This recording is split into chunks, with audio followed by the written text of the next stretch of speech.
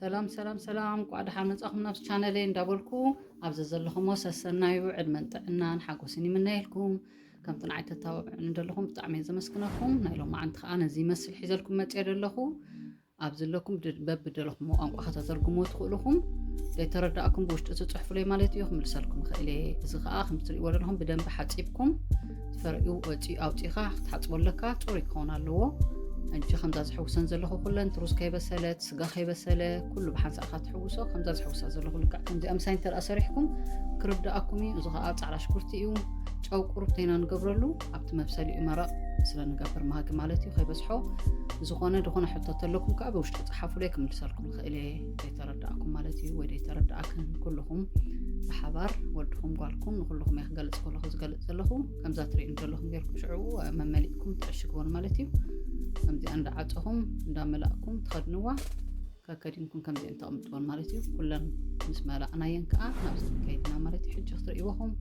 ሕጂሲ ብሮ ክነምክኺና ቦተር ማለት እዩ ላይክ ሳብስክራይብን ሸርን ከዓኒ ተቋርፁ ለይ ከምቲ ዝገብሩ ኩላ ግዜ ብጣዕሚ እየ ዘመስግነኩም ተተባብዑ እንደለኹም ሕጂ ከዓ ኣብዚ ከዓ ከም ትሪእዎ ዘለኹም ሕርር ቁርብ ተቀይሕ ምስ በለ ማለት እዩ ሓርጭ ከምዚኣ ጌርኩም ማይ ትገብርሉ ተቐጥንዎ ማለት እዩ ብማይ ክቐጥን ኣለዎ ንሕራይ ከም ዝእትዎ ዘለኹም ማጊ ድደለኹም ዓይነት ማጊ ናይ ኣትክልቲ ወይ ናይ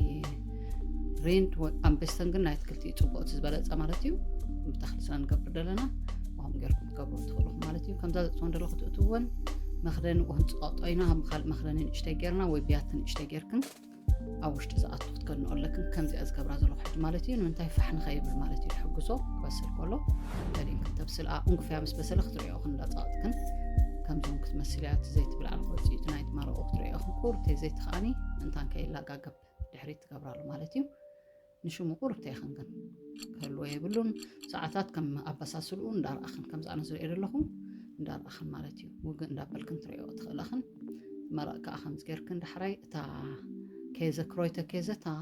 ምስ ብክሮይተ ተስራሕት ኬዘላ እዚኣ ማለት እያ ዝኾነ ዓይነት ፃዕዳ ክኸውን ይኽእል እዩ ድልክ ኣሎ ከምዚ ቆፅልታት ዘለዎ ማለት እዩ ክሮይተ ኬዘ ፅሑፍ ኣለዎ ንዓ በፅቢፅክን ኣብ ስእትወኣ ከምዚኣ ጌርያ ኣለኹ በርበረ ፀሊምን ሙስካትን ከዓኒ ካዕካዕ ማለት እዩ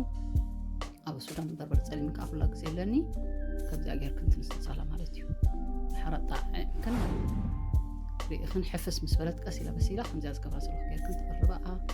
ጥዕማዓት እያ ክትጥዕመኩም ከዓ ብጣዕሚ ተስፋ ትገብርን ተንጠጥዕመ እንድበልኩዎን እየ ደቐርበልኩም ዘለኹ